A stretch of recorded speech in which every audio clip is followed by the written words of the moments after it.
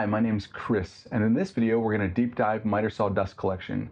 We're going to talk about the features that make some saws better with stock dust collection than others, and talk about some ways that you can improve your own saw's dust collection.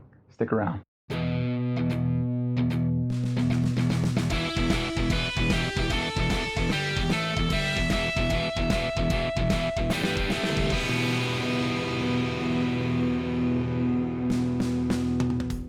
Alright, welcome back. So I've called this video the miter saw dust collection deep dive because we're going to look at the different attributes of different saws and why some function better.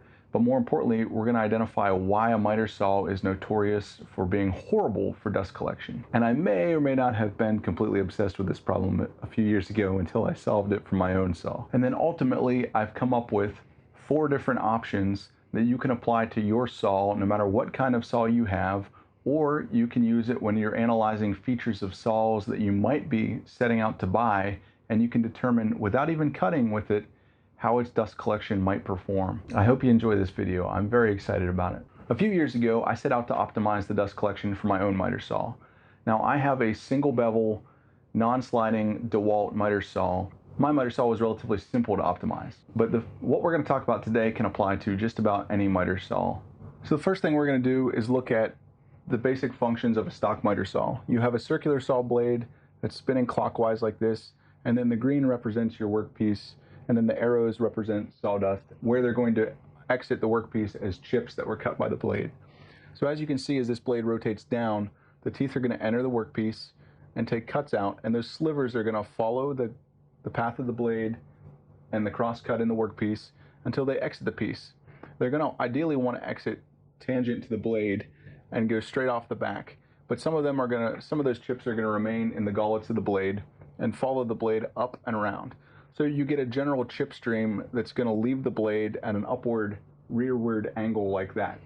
Now, most saws have a guard that comes from about right here and comes down over and moves as you plunge the head of the saw into the workpiece.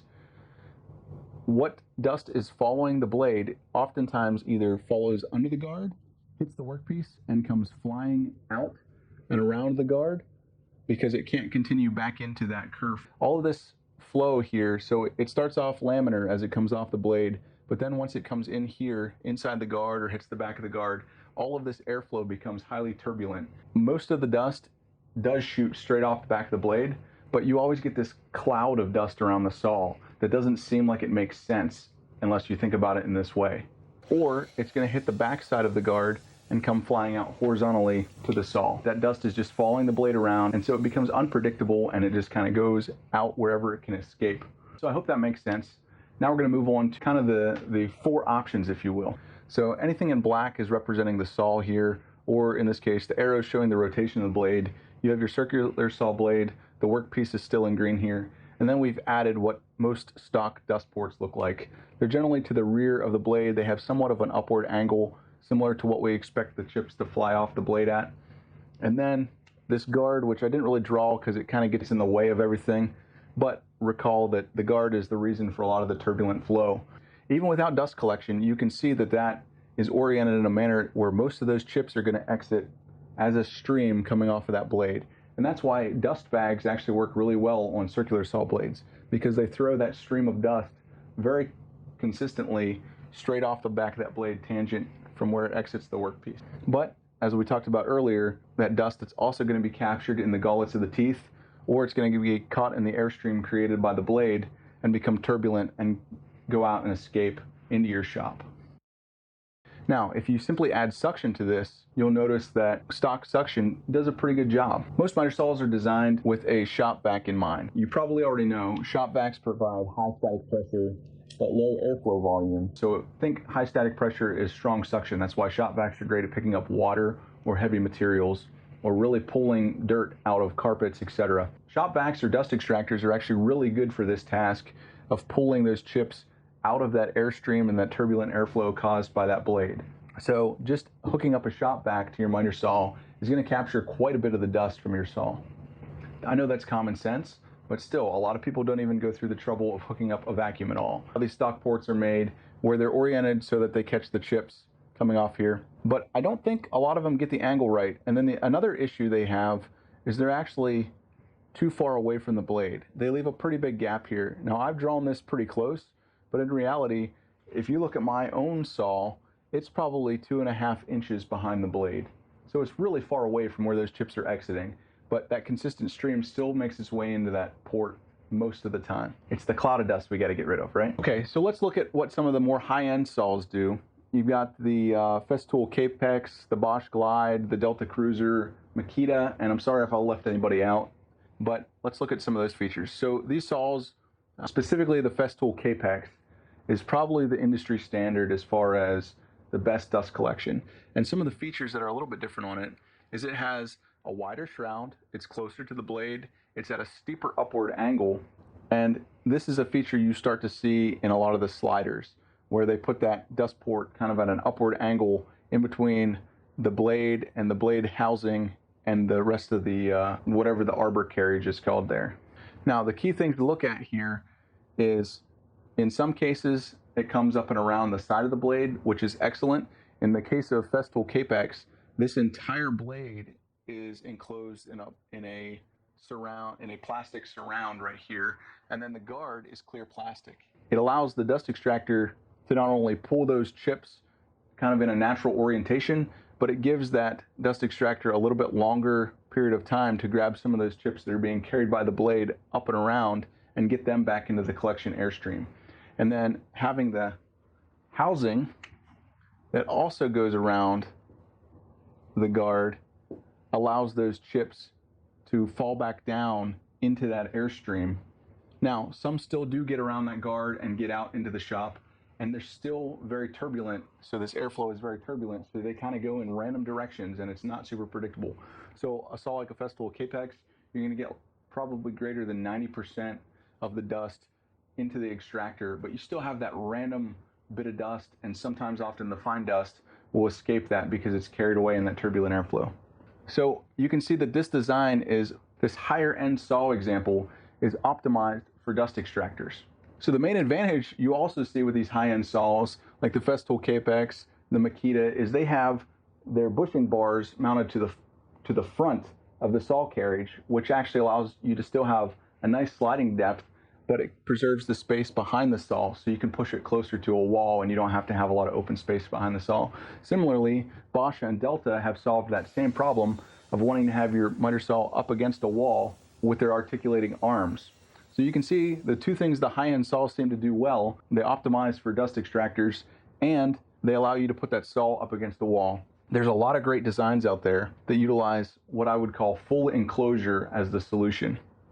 And this seems to be the trend with most people in their shops. In fact, I myself have made a cardboard and a wood surround for my own saw in the past, and my father made a full surround for his miter saw in his dream shop, and I know lots of other people that view this as the ideal solution.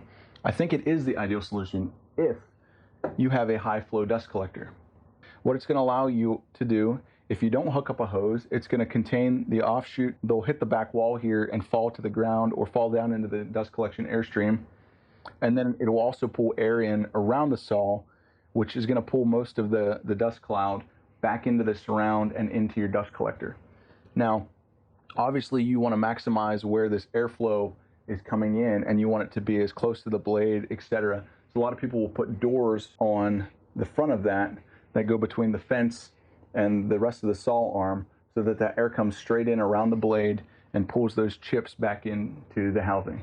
This is a great solution, but it has some major trade-offs. So you have to have the space to do it, and oftentimes this is complex to optimize.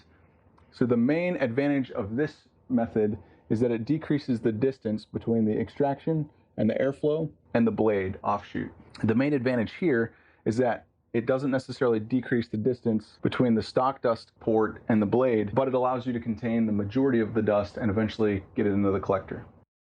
So the fourth method is my contribution to this discussion. The primary advantage of it is it doesn't change your saw's stock footprint at all, and it combines the advantages of the high-end saws and the full-size surround into one solution. And then it has the added benefit that it also is optimized for dust extractors with high static pressure. Okay, so here I'm going to describe two components that I added to my miter saw, and you can add to pretty much any miter saw. The two components are both made from rubber drawer liner. You can buy this stuff literally anywhere. You can find it in the dollar store, you can find it in any box store, and I'll put a link to it on Amazon down below. I'll show you another couple clips in just a minute of what that looked like for my saw. But you're going to make two components, or you can make two components. One is a rubber boot to decrease the distance between the stock port and the saw blade. And a second component is a hood. It goes up and over the arm and down over, and this contains the dust and helps divert it back down into the dust collection airstream. Figuring out how to make those two components for your saw is the key to optimizing dust collection for your existing saw. I've got two videos on this concept, one a description of how I modified my saw, and the funny thing is I tried probably 4 or 5 different prototypes before I found one that worked, and I never actually recorded completing the entire project, so I had to go back after the fact and describe what I did. But I did go back and make a template. Actually, somebody that made one for their saw drew a template, and I scaled it and have it freely available on my website. I'll put the link to that down below in the description. Anyhow, bottom line, I never recorded actually doing it, but I did record describing it, showing you all the components, and talking through my method for my specific saw. And then I have a separate video I'll also link down in the description below where I test it. I test the stock dust collection without any shop vac. I test with my stock dust collection with a shop vac hooked up, and then I test my modification, collect all the dust from all 3 tests, and show you the difference. It's pretty cool. It turned out really well, and I'd encourage you to go check it out. I'm going to show you a brief clip from one of my past videos that describes this a little bit better. Now that you know the 2 basic components, here I'll show you how I modified my own saw with them. Here you can see the inner cone and the outer shroud. Now I have a pattern template for this that is freely available on my website. I'll put a link down below, but this really only works with DeWalt miter saws, and but the concept applies to pretty much any miter saw. I've had lots of emails with people that have modified other saws, and a few folks send me pictures of their modified saw. So feel free to use the pattern, but more so it's the concept that can be applied to any saw. Hey, so I hope you enjoyed the video. If you're new here, I'm going to throw a subscribe button right above me. Feel free to click it if this is something you're interested in. I'll have lots more videos like it. I'm going to put a couple videos over here to my right that I think you'll enjoy. Feel free to check them out. If you found some value in this video, hit the thumbs up button. That helps this video do a little bit better. So do your comments. I'd love to hear what your thoughts are on this video or your tips that go along with it. Thanks again for watching all the way to the end of the video, and I'll see you in the next one.